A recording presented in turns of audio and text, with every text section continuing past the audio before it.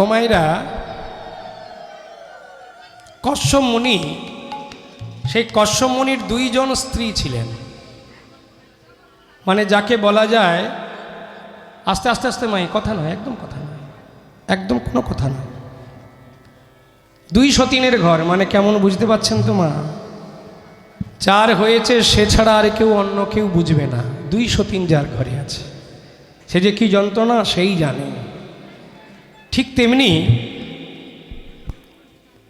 আজকের কশ্যপ মুনির দুই স্ত্রী, একজনের নাম হলো কদ্রু আর একজনের নাম বিনতা। মায়েরা মন দিয়ে শোনেন, আমি কিন্তু জিজ্ঞাসা করব মাঝে মাঝে। তা এখন কদ্রু আর বিনতা, কদ্রু হচ্ছে ছোট আর বিনতা হচ্ছে বড়। স্বভাব চরিত্রটা কেমন? বিনতার হচ্ছে সরল গয়ন, সরল মন, সরল প্রাণ। আর কদ্রুর হচ্ছে একটু কুটিলতা মন। কি করে মানুষকে ঠকানো যায়, কি করে মানুষের কুটচিন্তা, মানে যাকে বলে কুটিলতা মন, কুটচিন্তা তার সবসময়ের জন্য লেগে আছে। তা একদিন বিকেলবেলা হঠাৎ দুই দিদি বসে বিকেলবেলা সাজতে বসে না, এক বোন আর এক বোনের চুল আঁচড়ে দিচ্ছে, হাতে যেমন সাজার জিনিস, জামা কাপড় পরিয়ে দেওয়া। তা দুই বোনে হঠাৎ বিকেলবেলা কথোপকথন করতে করতে কদ্রু হঠাৎ দিদিকে বলছে, ও দিদি, বলে কি, একটা কথা তোকে জিজ্ঞাসা করব। বলে বল না। আচ্ছা বলতো দিদি, দেবরাজ ইন্দ্রের ঘোড়াটা কোন বর্ণের? যেমনি বলেছে সরল মানুষ যার কথা, সঙ্গে সঙ্গে বলছে, কেন, দেবরাজ ইন্দ্রের ঘোড়ার গায়ের রং সাদা। শোন দিদি, আমার মনে হচ্ছে তুই ভুল বলছিস। বলে না রে, আমি ভুল বলিনি, দেবরাজ ইন্দ্রের ঘোড়ার গায়ের রং কিন্তু কালো। বলছে না, আমি বলছি সাদা। না রে, কালো। আরে না, আমি বলছি সাদা। আমি বলছি কালো। আরে না দিদি, আমি বলছি সাদা। বাবা বলছি কালো। শোন বোন, আমি বলছি সাদা। সাদা। দুজনে ঝগড়া বেঁধে গেছে। দেখেছো মা, দু বোনের ঝগড়া বেঁধে গেছে। তখন কুটিলতা মন কদ্রু বলছে, দিদি, ঝগড়া করলে তো কোনো সমস্যা মিটে না, তার সমস্যাটা সমাধান করতে হবে। তাহলে একটা কথা বলি, শোন দিদি, তুই যখন বলছিস সাদা আর আমি বলছি কালো, দুজনের মধ্যে জেদাজেদি, তাহলে এক কাজ কর, আমি প্রতিজ্ঞা করছি, যদি দেবরাজ ইন্দ্রের ঘোড়া সাদা হয় তাহলে আজীবন আমি তোর কাছে দাসী হয়ে থাকবো থাকবো থাকবো। বলে খুব ভালো কথা, তাহলে তুই কি বলছিস, প্রতিজ্ঞা করবি? বলে হ্যাঁ, আমিও প্রতিজ্ঞা করলাম, দেবরাজ ইন্দ্রের ঘোড়া যদি তোর কালো হয় তাহলে আমি প্রতিজ্ঞা করলাম আমি সারা জীবন তোর কাছে দাসী হয়ে থাকবো থাকবো থাকবো। ঠিক আছে, তাহলে এই কথা থাকলো দিদি। আজকে তো আর দেখতে যাওয়া যাবে না, সন্ধ্যা হয়ে গিয়েছে, আমরা নারী দুজন মিলে প্রভাতবেলা ঘুম থেকে উঠে একেবারে ভোরের বেলা দেখতে যাব। বলে ঠিক আছে। এই বলে দুই বোন গিয়ে দুজনে ঘরে গিয়ে ঘুমোতে লাগলো। সকালবেলা কদ্রু জেগে উঠবে, হঠাৎ রাতের অন্ধকারে কদ্রু তার পুত্র সকলকে ডাকছে, পুত্র সকল। ও মা, কদ্রুর হলো সর্প সন্তানের মা হলো কদ্রু। আর আপনারা আসতে গরুর দেখেছেন না, গরুর পাখি, ওই বিনতার একমাত্র পুত্র হলো গরু।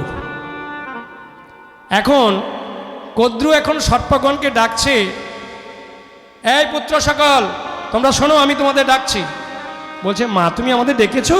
সর্পগণ এসে হাজির হয়েছে। বলছে হ্যাঁ, আমি ডেকেছি। শোনো পুত্র সকল, তোমরা আজকে প্রভাত বেলায় আমার একটা কাজ করে দিতে হবে। কি কাজ মা? শোনো, দেবরাজ ইন্দ্রের ঘোড়ার গায়ের রংটা সাদা, আর সাদাকে কালো করতে হবে। তোদের অঙ্গ দিয়ে, তোরা সর্প, তোদের গায়ের রং কালো, আর গিয়ে অমন করে ঘোড়াটাকে যদি বেষ্টন করতে পারিস তাহলে গায়ের সাদা রংটা ঢাকিয়ে দিলে কালো হয়ে যাবে, তারপরে আমি দিদিকে যে কোনো প্রকারে ঢোকাতে পারবো। সর্পগণ বলছে মা, এ কি বলছো মা? তুমি তো এক মা, আর ছোট মাও তো এক মা, বড় মাও তো মা, তাহলে দুজনেই তো মা।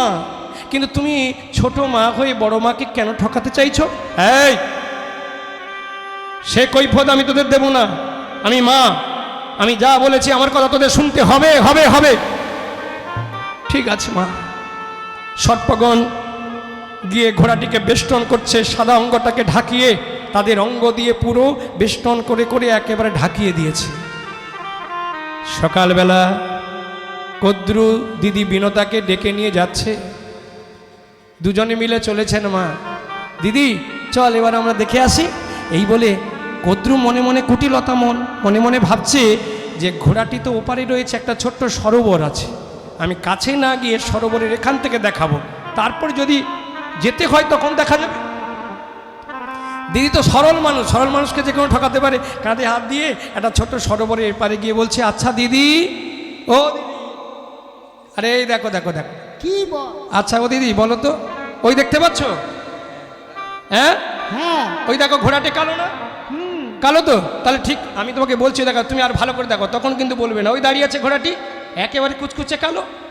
আমি তোমাকে কতবার বললাম যে দিদি দেবরাজ ইন্দ্রের ঘোড়ার গায়ের রং কালো, তুমি বলো না না সাদা সাদা সাদা।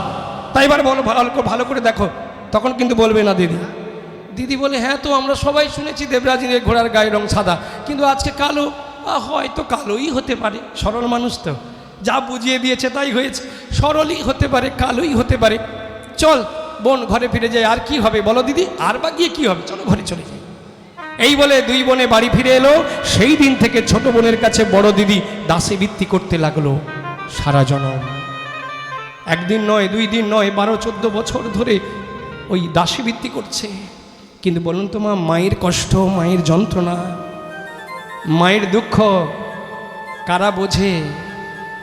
যে মায়েরা এত কষ্ট করে নারী থেকে একটা সন্তানকে জন্ম দেয়, মায়েরা জানে আমরা পরাধীন, বাপের বাড়িতে পরাধীন, স্বামীর কাছে পরাধীন, কিন্তু যে সন্তানটাকে নারী থেকে জন্ম দিয়েছি, নারী কেটে, সেই সন্তানটি যদি মায়ের ব্যথা, মায়ের যন্ত্রণা, মায়ের ব্যথা না বুঝতে পারে, তাহলে এই জগতে আর কে বুঝবে মা? তাই জগৎকে শিক্ষা দিয়েছিল। সেই গরুর মায়ের কাছে বলেছিল, মা মাগো তোমার এই দাসী ভিত্তিক যন্ত্রণা আমার সহ্য হচ্ছে না মা। আচ্ছা মা, তুমি কি এমন অপরাধ করেছো যার জন্য তোমার এত কষ্ট, তোমার এত যন্ত্রণা?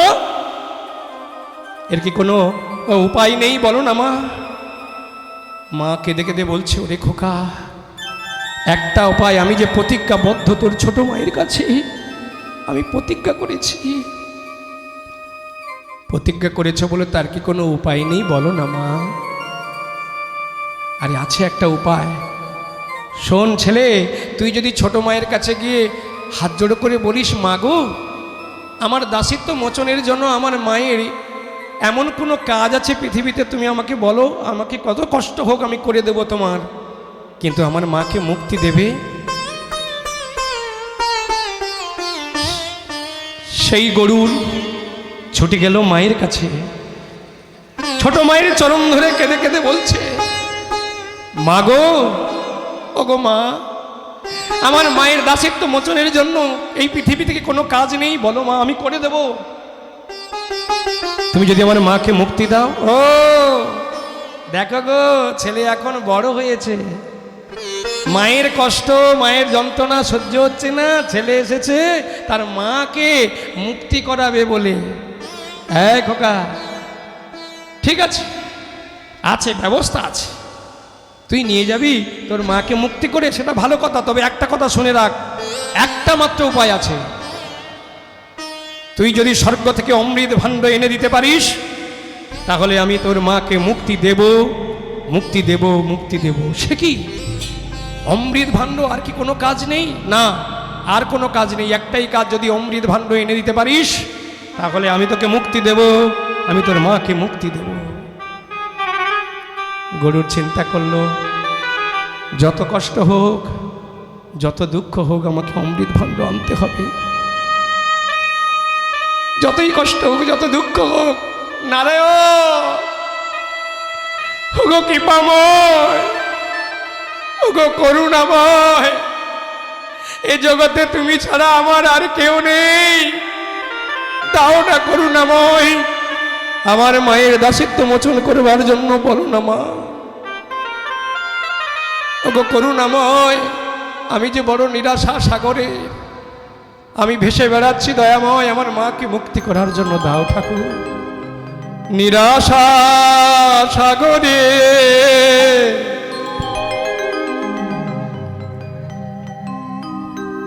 ডুবিয়াছি আমি গো, এসো এসো কর্ণধার। ও গো নিরাশা সাগরে ডুবিয়াছি আমি গো, এসো এসো কর্ণধার।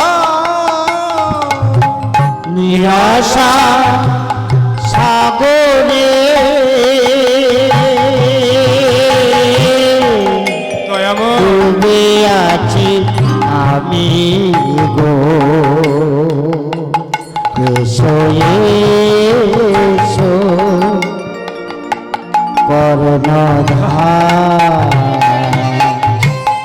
কান্ডারি হইয়া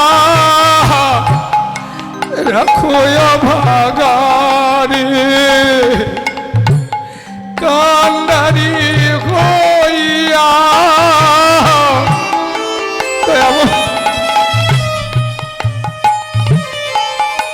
গদগা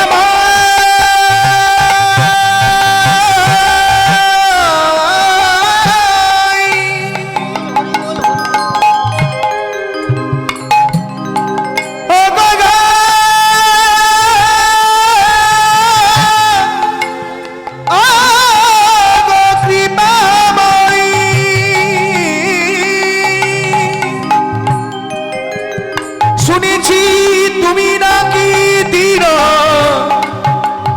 দয়াময়ী,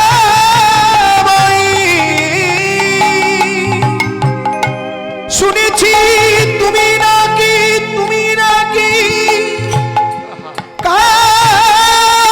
কাঙালির ঠাকুর, শুনেছি তুমি নাকি কাঙাল বড় ভালোবাসো।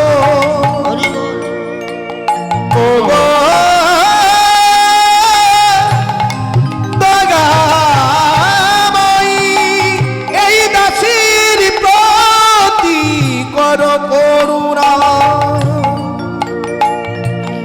ওগো দীনবন্ধু তুমি তো জগতের বন্ধু।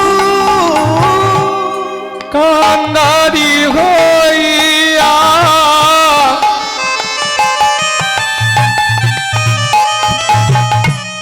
রাখো ভাগারে, এ বিপদে করো পার, নিরাশা সাগরে ডুবিয়াছি আমি গো। এসো এসো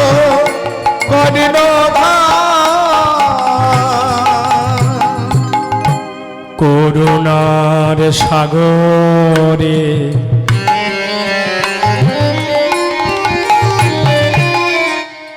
বড়ই তুমি কোথায় রয়েছ গো অন্তর জামি।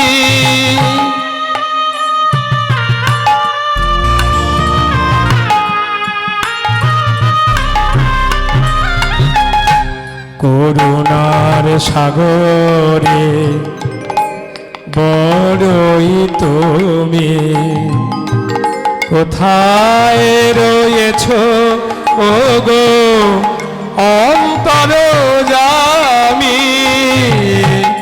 এ বিপদে পড়ে ডাকি গো অন্তরে, এই বিপদে পড়ে ডাকি গো অন্তরে। এ বিপদে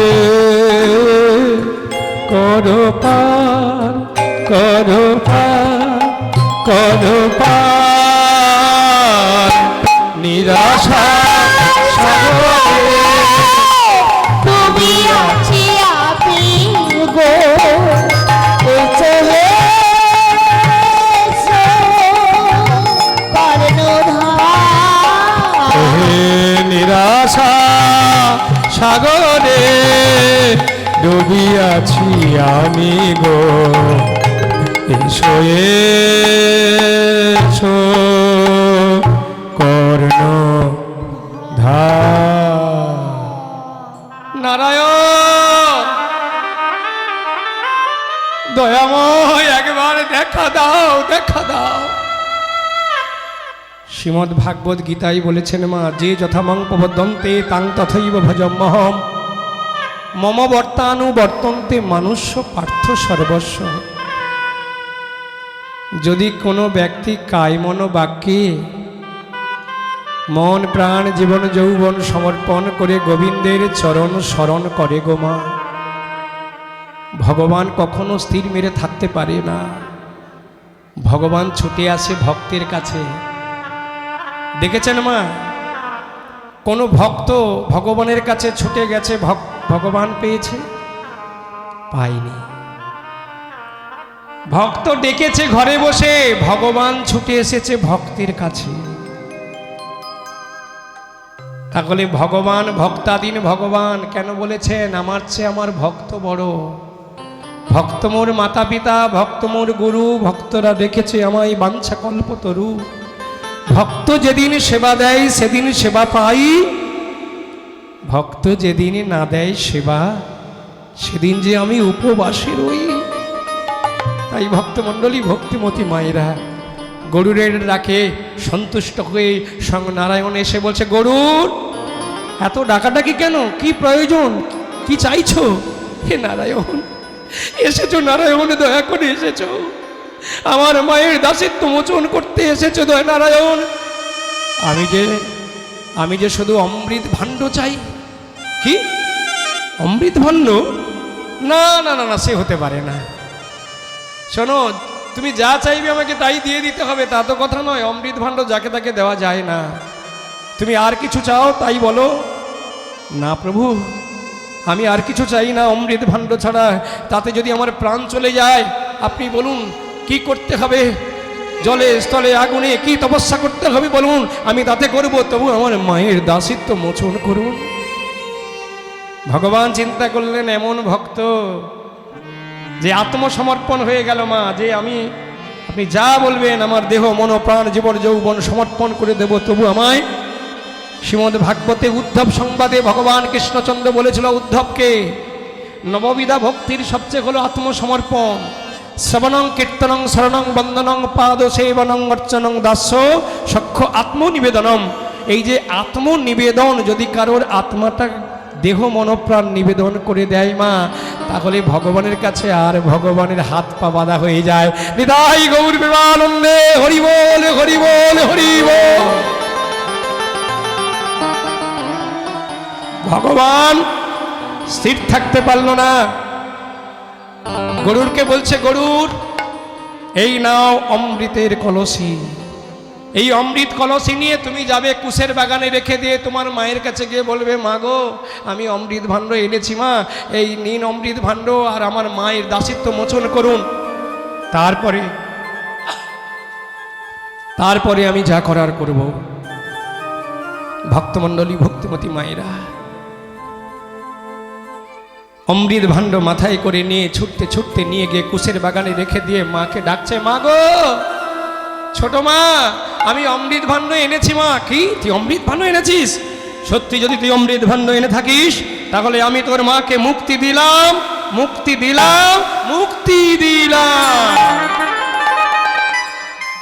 গরুর মাকে মুক্তি করে নিয়ে সন্তানকে বুকে জড়িয়ে ধরে কাঁদছে, ওরে খোকা তুই আমাকে এতদিন পরে এত সুন্দরভাবে মা বলে জড়িয়ে ধরলি, আমার তাপিত প্রাণ শীতল হলো, আমি শান্তি পেলাম। চলে গেল মাকে নিয়ে। আর এদিকে কদ্রু সর্পগণকে বলছে, তোরা স্নান করে এই অমরত্ব ভাণ্ড রয়েছে, ওই অমরত্ব পান করে নে, যা যা যা যা চলে যা চলে যা।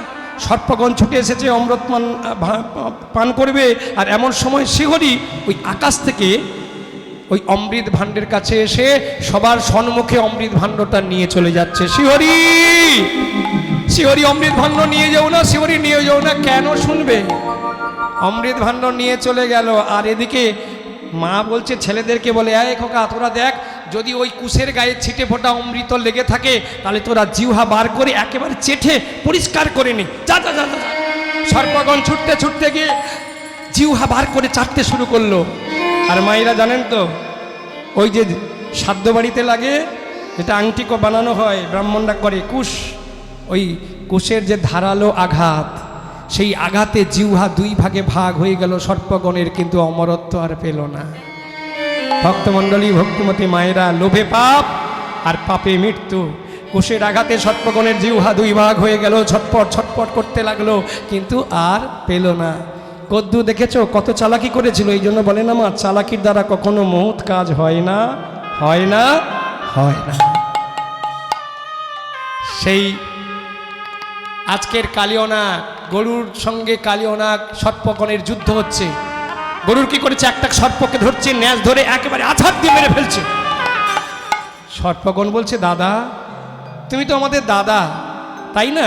কারণ সর্পগণ কদ্রুর সন্তান আর বিনতার সন্তান হলো গরুর, তাহলে দুইজনে এরা হচ্ছে ভাই ভাই। যখন এমনভাবে দুজনের ঝগড়া হচ্ছে, মারামারি হচ্ছে, সর্পগণ মেরে ফেলছে, তখন বলছে, দাদা তুমি তো আমাদের দাদা, তুমি যদি আমাদের অমন করে মারো তাহলে আমরা কি আর প্রাণে বাঁচবো? তাহলে এক কাজ করো না, আচ্ছা তোমাদের এমন করে মারামারি করতে হবে না, যদি প্রতি অমাবস্যা পূর্ণিমায় কিছু ভোজন দ্রব্য সহ একটা করে সর্প দেওয়া যায় তাহলে আর কোনো চিন্তা নেই। ঠিক আছে, গরুর তাতেও সন্তুষ্ট হলেন। অমাবস্যা পূর্ণিমাতে এসে কিছু ভোজন দ্রব্য সহ একটি করে সর্প তাকে দিতে হতো। কিন্তু আজকের কালিয়নাগের পাড়া যেমনি কালিয়নাগ ভোজন দ্রব্য দিতে গেল, বলে আমি আজকের কালিয়নাগ, আমি ভোজন দ্রব্য দেব না দেব না দেব না।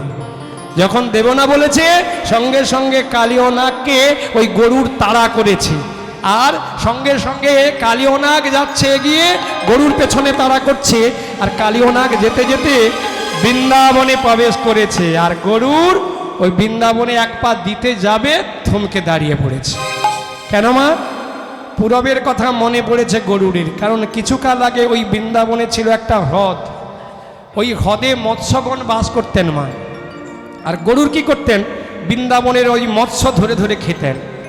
একদিন সকল মৎস্যরা যুক্তি করলো যে চলো আমরা ওই কুলের সৌভরী ঋষিকে একটু শরণাপন্ন হই। এবার সৌভরী শ্রী ঋষির শরণাপন্ন হলো। তখন সৌভরী ঋষি ওই সর্পকে উদ্দেশ্য করে বললেন, আর যদি আইসো হে থা, আইসো হে থা, হে বিনতা সুত দাসুত, ওর অভিশাপে মৃত্যু হবে নির্ধারিত, হইবে নির্ধারিত। এই গরু, তুই মৎস্যকে এমন করে অত্যাচার করেছি, আমি তোকে অভিশাপ দিলাম, তুই যদি আর কখনো কোনোদিন এই বৃন্দাবনে মাটিতে প্রবেশ করিস, তোর মৃত্যু হবে হবেই হবে।